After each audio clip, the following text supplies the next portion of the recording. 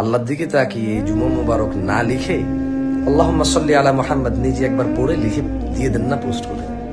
যেই দেখুক পড়ুক, ও পড়বে, ওর উপরে রহমত নাজিল হবে, গুনাহ ক্ষমা হবে, ওর মর্যাদা বৃদ্ধি হবে, ওর যতটা গুনাহ ক্ষমা হবে, যতটা রহমত নাজিল হবে, যতটা মর্যাদা বৃদ্ধি পাবে, অতটা সেম সেম আপনার দিকেও চলে আসবে ওর ভাগ থেকে।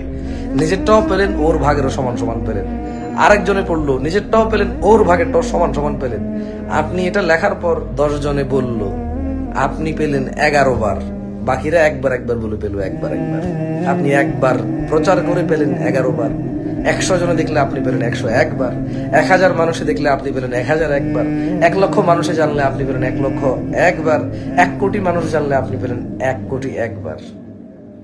আপনি যা শিখাবেন যাকে, সে তা আমল করলে তার নেকি থেকে কমবে না, তবে তার যে নেকি সমান সমান নেকি আপনার হবে। এই জুমা মুবারক বললে কি হবে আমার জানা নাই, সত্যি জানা নাই। কেমন? আল্লাহ আমাদেরকে বুঝার তৌফিক দান করুন।